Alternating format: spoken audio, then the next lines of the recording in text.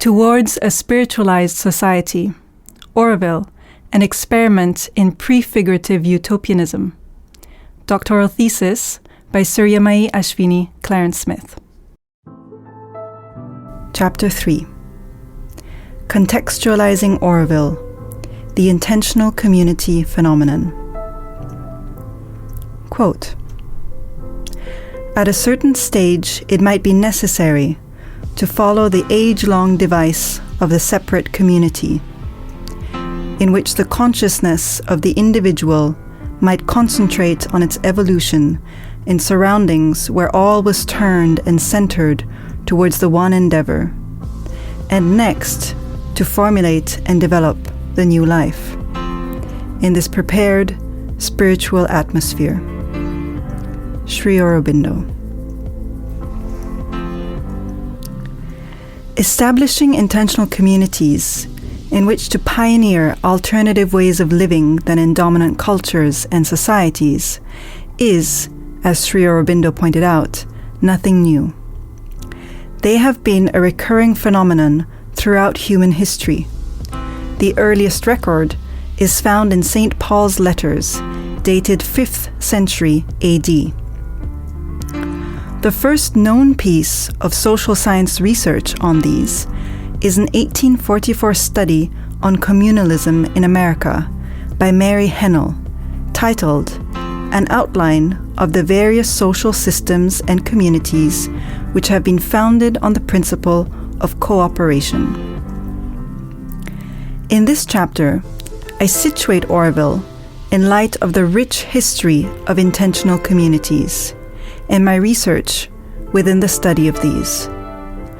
I also consider Oroville's roots in the Indian ashram tradition and how it is distinct from an ashram and other guru-centric organizations and communities. Lyman Tower Sargent defines intentional community, an umbrella term that encompasses the vast array of historical and contemporary communal experiments, as a group of 5 or more adults and their children, if any, who come from more than one nuclear family and who have chosen to live together to enhance their shared values or for some other mutually agreed upon purpose. Alternate terms used are communes, utopian communities, communal utopias, cooperative communities, eco-villages, etc.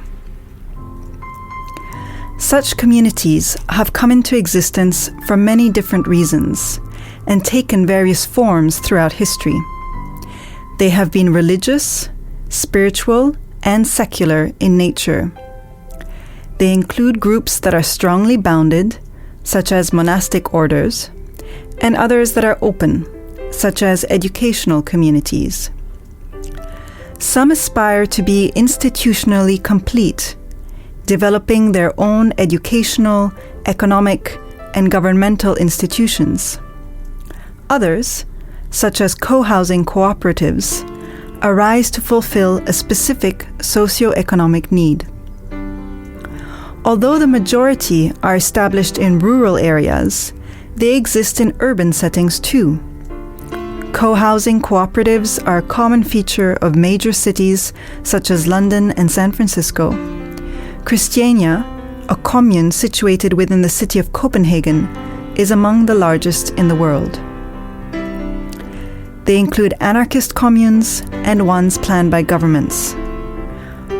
While intentional communities, by and large, have been critiqued as escapist, insular, indoctrinating, and incapable of perpetuating themselves, they have also attracted recognition for their radical attempts to reinvent society and for pioneering progressive practices that were later adopted into mainstream society.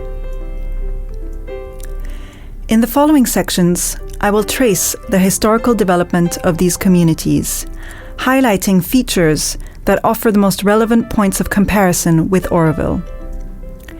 These include communities inspired by utopian ideals and by Indian spirituality, the involvement of governments in establishing or supporting various communes, and Orwell's contemporaries. Intentional communities, a historical introduction. Spiritual, religious, and secular roots of intentional communities. The earliest known forms of intentional communities are religious and spiritual in nature. Buddhism and Christianity both have an extant monastic tradition dating back at least 2,000 years. Sanskrit, perhaps the world's most ancient Indian language, has a specific word for spiritual communities, Sangha. And India has a living legacy of ashrams, spiritual residential communes, which today exist throughout the world. The first recorded account of a communitarian movement seeking benefits other than religious or spiritual seclusion is found in St. Paul's 5th century letters, describing a wave of communitarianism among Christians who sought political and cultural freedoms within the enclave of community living. The first record of secular communes dates back to the 12th and 13th centuries, where rapidly destabilizing social relations in Europe due to newly emerging wealth is said to have fomented their creation. The following quotation is a description of this phenomenon. The scene it conveys striking me as similar to that of the 1960s, the period in which Orwell was founded. The mountain paths and town ghettos all over Europe were overrun from time to time by wandering fanatics, militants, flower people, most of whom preached brotherhood and poverty. The 1960s were also a period of social upheaval, and contemporary scholars of intentional community have noted that communitarianism as community building tends to cluster numerically in times of extreme stress caused by cultural confusion, usually generated by radical changes in the social and cultural environment.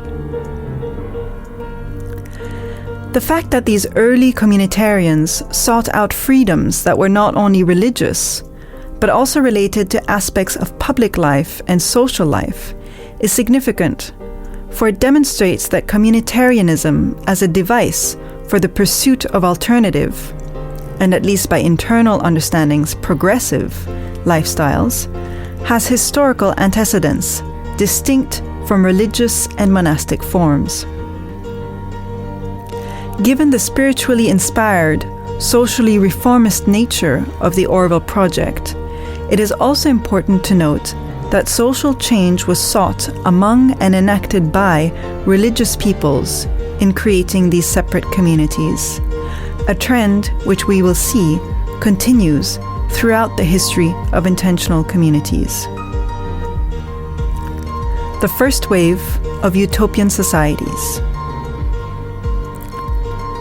What are considered the first utopian communities are the first wave intentional communities established in the 19th century as a result of a synthesis between practical communitarians and utopian writers, in which a variety of religious and secular, but not aspiritual, communities were established, primarily in the United States and other British colonial territories such as New Zealand. These were based on the prescriptions of European utopian social theorists of the time, such as Robert Owen, Charles Fourier, and Henri Saint-Simon, used contemporary literary utopias, such as Étienne Cabet's Voyage en Icarie, and Edward Bellamy's Looking Backward as blueprints, and were inspired by the transcendentalist authors and poets Ralph Waldo Emerson and Henry David Thoreau. While these communities were the product of an intellectual elite and attracted a significant number of educated, cultivated, and well-respected individuals, politicians, scientists, academics, social reformers, and educators, such as the early feminist Frances Wright, and Richard Owen, Indiana state geologist and university president, their practice was often derided and threatened, both by law and local communities who considered them to be deviant. Under various combinations of external and internal pressures, most disbanded, disintegrated, or changed form, and were thus considered to be failures, and continue to be in popular opinion. How we evaluate the success and failure of intentional communities was significantly problematized, however, in Rosabeth Kantor's 1972 sociological study, Commitment and Community. She proposes a number of measures of success for such communal experiments, such as whether the community satisfied its members during the time it was active, that are of continued relevance in assessing these today.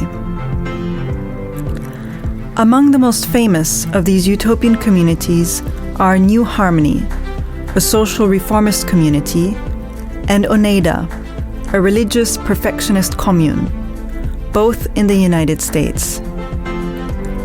New Harmony was founded by the British industrialist Robert Owen in Indiana in 1825 as an experiment in social reform, but exhausted his funds within 2 years, members failing to engage in the economic development of the community.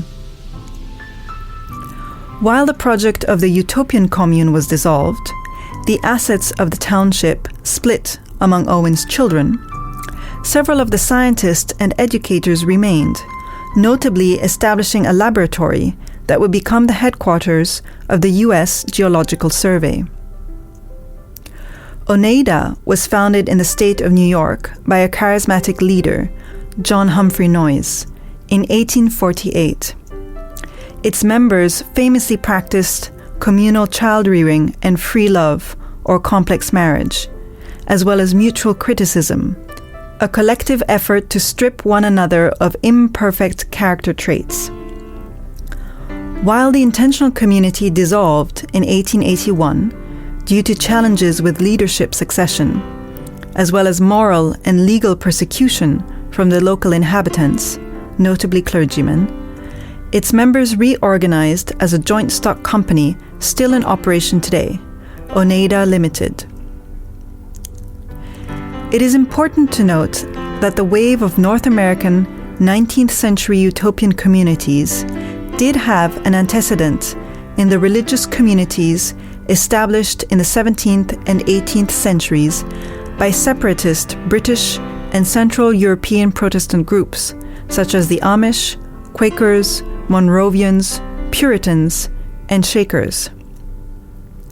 Rejecting the church as corrupt, these groups had begun formulating alternative ways of living inspired by their own interpretations of Protestant faith. Facing persecution for this in their home countries, several opted to relocate to the New World, where they were able to establish settlements and pursue their experimental reform endeavor, which extended to many aspects of society, such as gender roles, in a freer and fuller fashion. Notably, the utopian community New Harmony was founded in a town established by and purchased from a separatist Lutheran group. The reader will have noted that the religious and utopian intentional communities highlighted in this section all emerge from the European religious and utopian tradition and are primarily enacted in colonized North America. The literature on such communal experiments is so focused, particularly for the time period examined, given their significant collective proliferation. That said, its authors are primarily American scholars. It is also imperative to acknowledge that non-European utopian philosophy, social theory, and practice is missing from the utopian studies canon, and that an emphasis on European and American enactments of intentional community remains predominant in contemporary scholarship. That said, the following section highlights the Israeli kibbutz movement, which has its own dedicated body of literature, and a later section on the more recent Indian articulations of intentional community. Government incentivized intentional communities. In the early British colonial period, as early as the 1600s, many British subjects were encouraged and incentivized by their government to form settler colonies, primarily in the northeastern portion of the United States, a region still referred to as New England. Utopian imaginaries were intentionally used to encourage people to migrate. However, their motivations were escapist rather than reformist, with the notable exception of the religious groups highlighted in the previous section.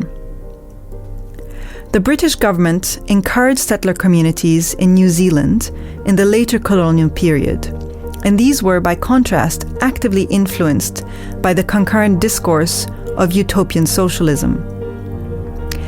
Interestingly, both New Zealand and the United States have a rich subsequent history and present-day practice of intentional communities, following the initial establishment of settler communities. Despite the contentious utopian socialist communitarian experiments of the 19th century, the 20th century followed with the establishment of communities designed by governments, through which they sought to solve social and economic problems. In the United States, this occurred in the context of the 1930s Depression, where close to 100 communities were constructed as a form of relief and resettlement. In New Zealand, the government-designed Ohu program attempted to alleviate issues of unemployment and disaffection, particularly among youth, through planned communities as well. The kibbutz movement, another very important communitarian movement of the 20th century, came to be supported by the Israeli government as a model of national development. Interestingly, this finds echoes in the anti-colonial national development Gandhi sought to foster in India, a socio-economic and political organization based on networks of village communities. Several communities of the late 20th century, Orville among them, have also garnered governmental and United Nations support in the form of financing, partnerships, and recognition for their innovative potential and practices. I will expand on this in the upcoming section on these second wave intentional communities. The second wave, hippie communes. The colloquially termed hippie communes of the 1960s and 1970s are referred to as the second wave of intentional communities. These were formed primarily in the United States, as well as in New Zealand, Australia, and across Europe, inspired by the celebration of emancipatory social relations in the wake of the civil rights and feminist movements, conscious protest as part of the anti-war movement, as well as the growing awareness of environmentalism. The spirit and culture of the revolutionary era of '68 was in part informed by the concurrent discovery of Indian spirituality, popularized by contemporary artists such as the Beatles, which offered tools for the individual emancipation that was seen as necessary to accompany and realize the transformation sought for society at large.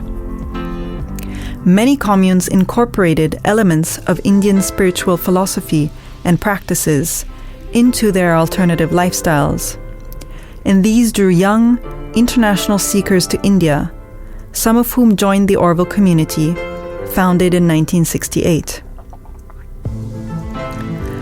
The number of intentional communities established in the United States in this period is greater than the sum of all previous others. However, the three most successful intentional communities, in terms of size, longevity, and recognition, founded during this period and still active today, Orville among them, were not established in America.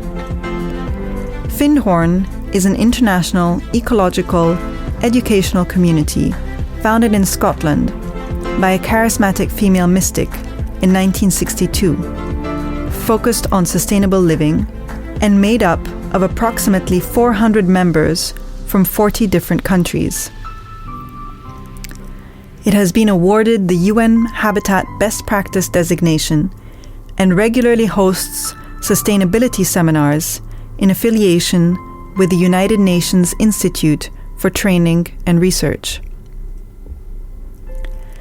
The spiritual and artistic community of Damanhur, founded in 1972 in Italy, has a current population of approximately 600, primarily comprised of Italians. It too has received a UN Global Human Settlements Award for Sustainable Communities.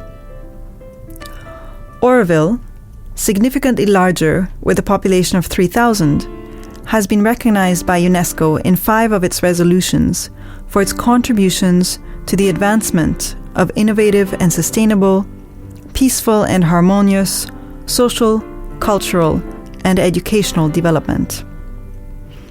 It is also recognized and funded by the Indian government as a registered foundation under its Human Resources Ministry. All 3 of these communities are exceptional in the breadth of their activities. Each experiment with alternative forms of governance, economic and ecological practices, have their own educational institutions and health centers. Oroville appears to be the most developed in terms of an autonomous alternative society, perhaps by virtue of its size.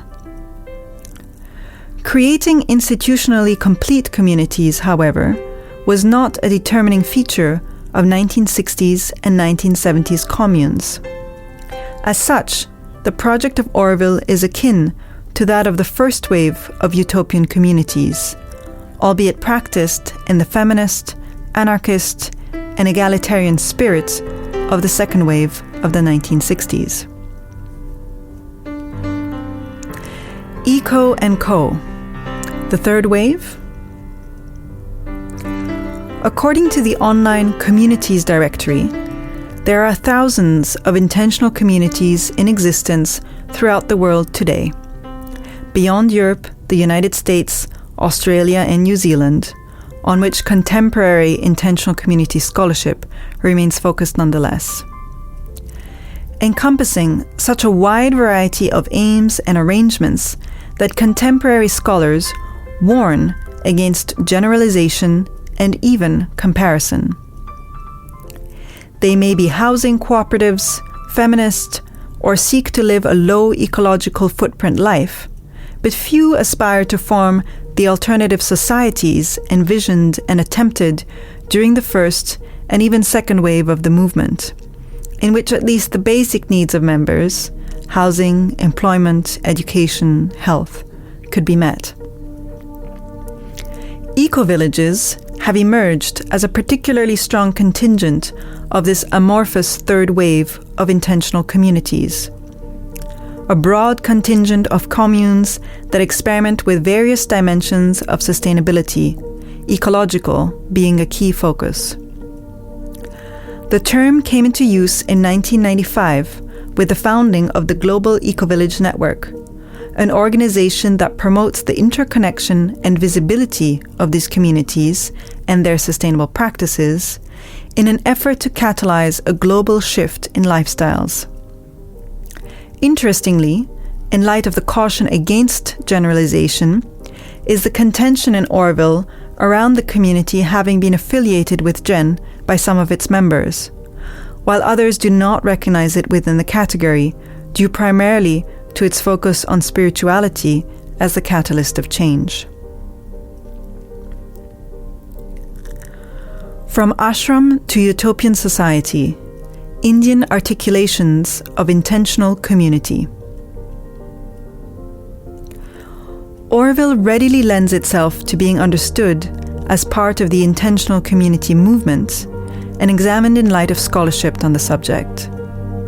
It shares many characteristics with contemporary second-wave intentional communities and is the only secular, albeit spiritual, intentional community to have emerged in India. Given its close association with Sri Aurobindo, one of India's most famous spiritual figures, and his collaborator, the mother, who founded the Sri Aurobindo Ashram in the late 1920s and Auroville in the late 1960s, it is important to note Auroville's roots in the Indian ashram tradition. India has a long history of ashrams, centers where devotees of a certain spiritual figure or guru gather and often reside alongside him or her.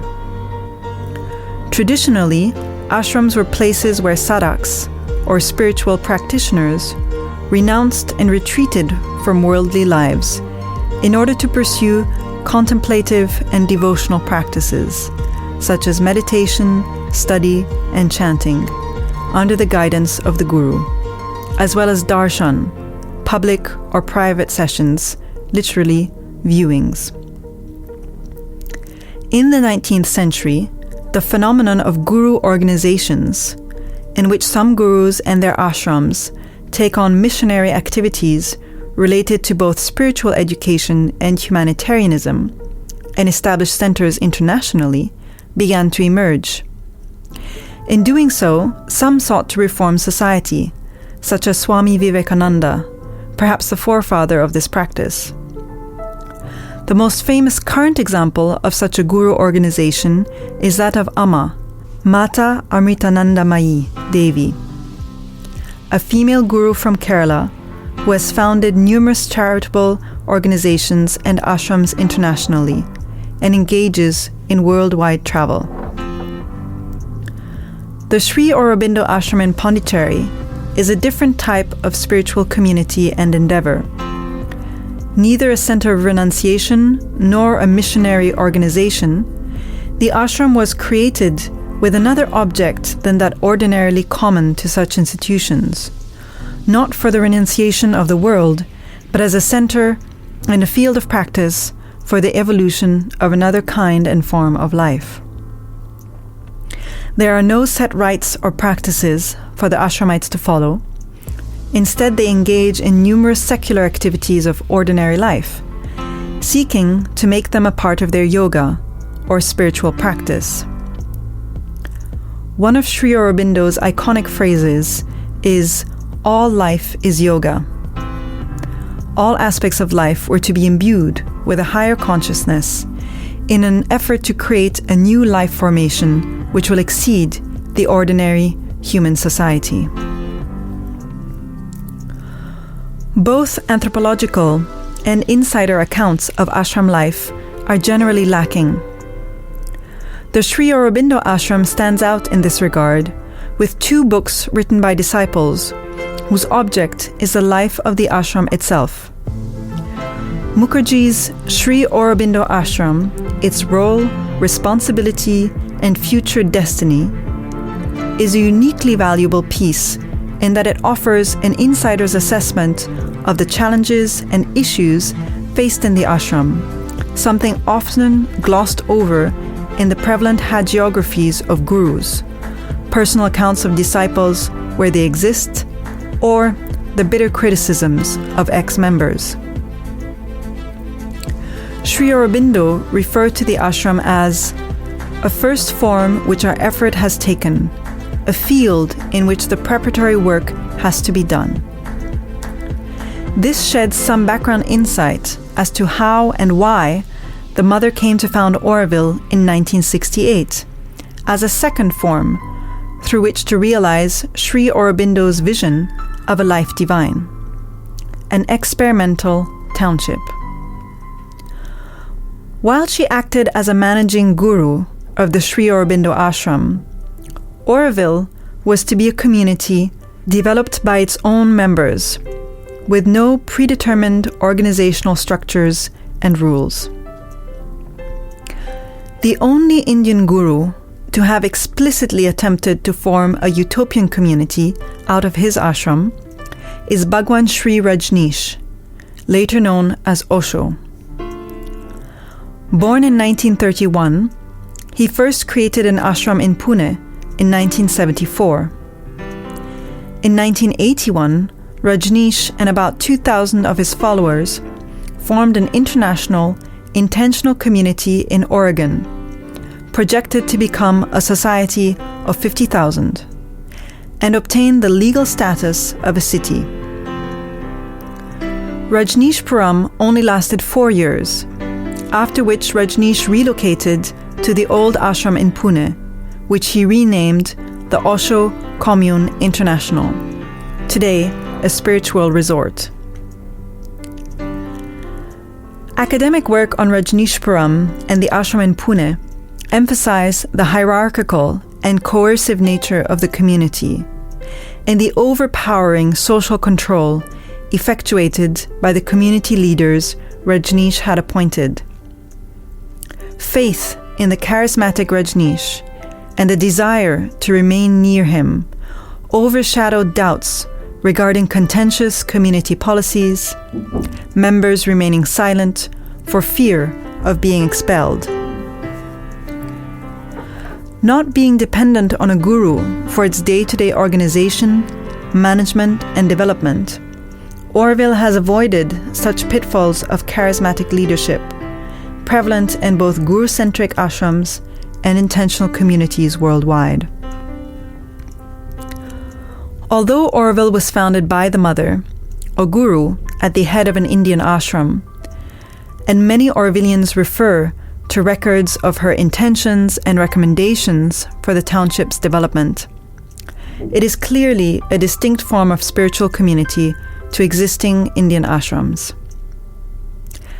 Aside from their shared basis of integral yoga, the kinship between the Sri Aurobindo ashram and Oroville is perhaps most obvious in the socio-economic organization of the township, something that will be addressed in Chapter 7, as well as their common pedagogical practice of integral education. While Oroville historically was affiliated with the Sri Aurobindo ashram, located in the neighboring city of Pondicherry, the community is currently registered as a secular foundation under the Human Resources Development Ministry of India's central government and has no ties with the ashram. These developments are examined in Chapter 5.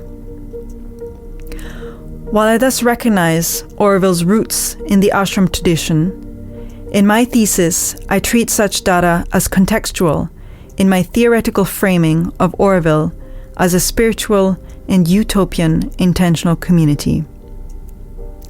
In the next section, I review existing intentional community scholarship and place my research within it. In the following chapter, I will consider the spiritual and utopian dimensions of this project. Intentional community scholarship. Why research intentional communities?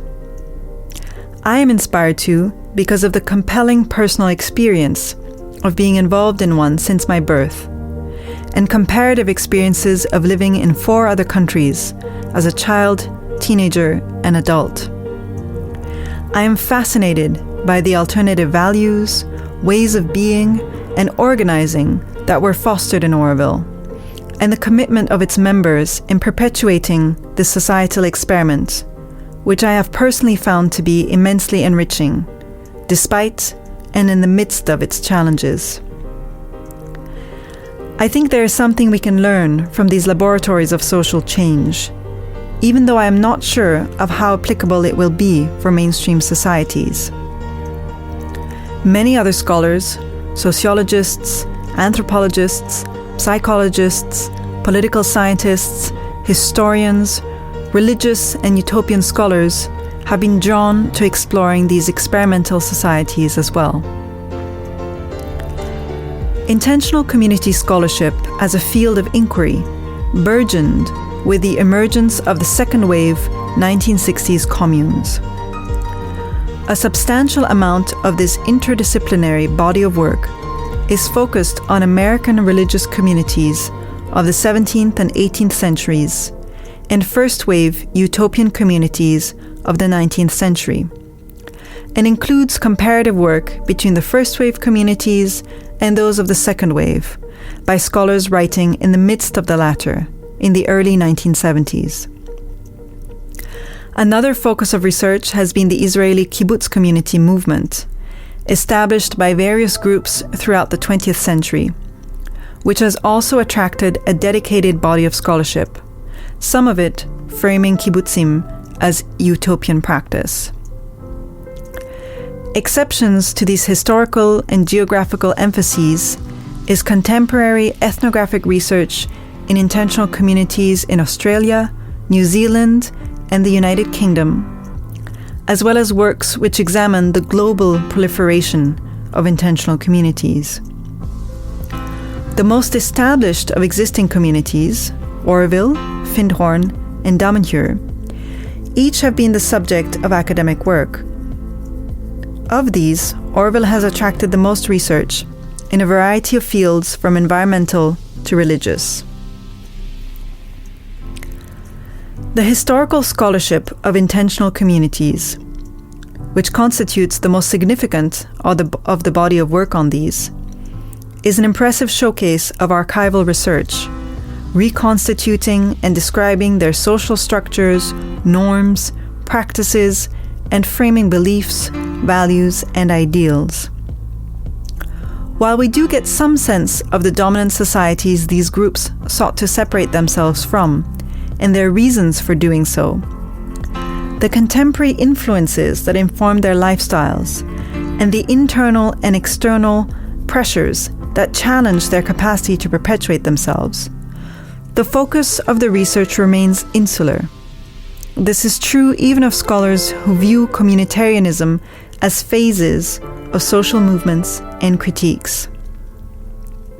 As such, it is informative for scholars of intentional communities, but lacking in its bearing and contribution to understanding the process and potential of societal change inspired by utopian aspirations. This, I contend, is because in scholarship of intentional communities in general, while the alternative practices they engage in are often well documented, why and how these are adopted and sustained, and the meanings their members ascribe to this process remains largely underexplored. What an overview of the existing collection of work on intentional communities reveals, however, is that there is no uniform set of practices that produces a successful utopian community outcome.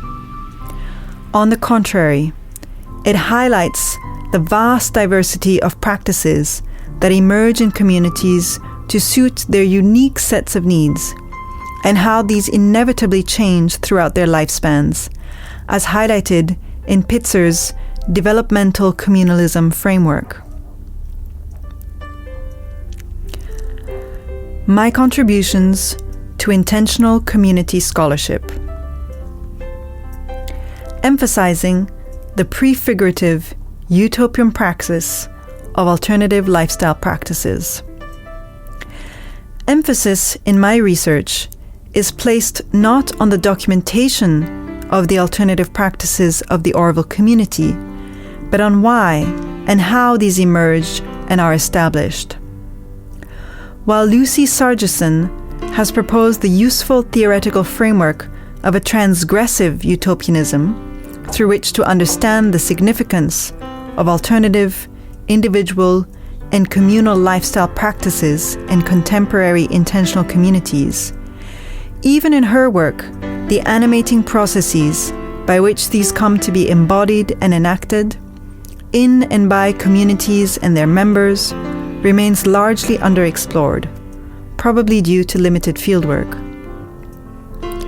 I believe that turning our attention to such praxis is key to understanding whether and how intentional communities are engaged in a process of prefigurative utopianism, and will enable us to gain insight into how this process is sustained. This I consider to be the most theoretically and practically relevant contribution that could be gained from studying them. In this thesis, I examined the role of spirituality in informing such articulations in the oral context. It is the promise and experience of a spiritual dimension of a paradigm shift of consciousness and its allied social change that inspires Orwellians to invest their lives into this communal experiment, and which is key to sustaining its utopian practice. Connecting with kindred practices beyond the intentional community context.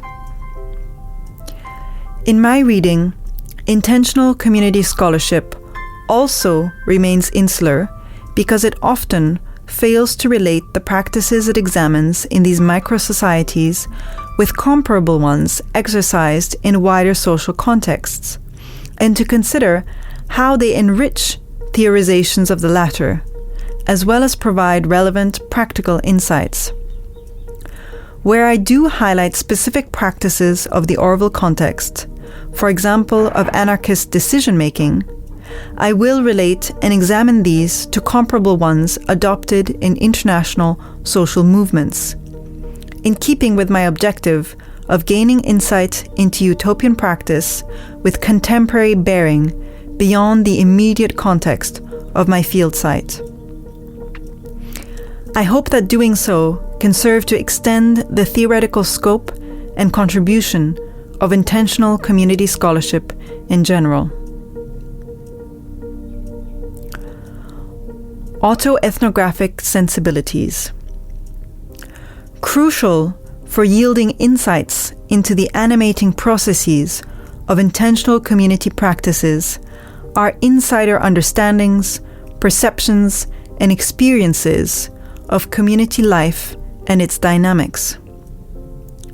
In leveraging my personal experience and positionality as a member of the Orwell community to undertake this doctoral project, I make intentional use of autoethnographic methodology to actively include these unexplored subjective dimensions in producing an academic analysis of intentional community. This is not insignificant, given that to date, individual subjectivity is largely absent from or underanalyzed in intentional community scholarship. For example, in Cantor's important work on the social mechanisms that ensure commitment in intentional communities, the individual does not figure enough as participant in these, curtailing any understandings we may have related to personal motivation and agency. Even the account of Barry Schenker, a former kibbutz member who felt that existing literature did not adequately capture his or his peers' experiences, does not significantly differ from other work in that it remains a largely descriptive and theoretical account that lacks subjective experience and voices, including his own. Where the voices of community members are represented in work on intentional communities, these often do not include sustained analysis or grounding in ethnographic fieldwork. While Lucy Sargeson has carried out short-term, several days to 2 weeks, ethnographic fieldwork in intentional communities in the UK and New Zealand, much of her work is a descriptive classification of these. Voices of community members are present in her accounts, but they do not lead and interconnect our understanding of personal, social, and communal lives. And while Metcalfe has published collections of community member narratives, these are largely left unanalyzed. In sum, while I am undertaking research on an intentional community that has already been studied, both my research focus and methodology consist of new approaches to intentional community scholarship. My work contributes tangible understandings of the processes that shape a utopian community, by focusing on how the spiritual ideals of Orville are active in shaping its public spheres. I specifically examine the community's socioeconomic and political administration, and consider how my findings can contribute to other frameworks and practices, for example, of anarchist organizing. In doing so, I aim to produce research that is relevant beyond the context of intentional communities, broadens the current scope of intentional community scholarship, and newly informs the latter with subjective sensibilities.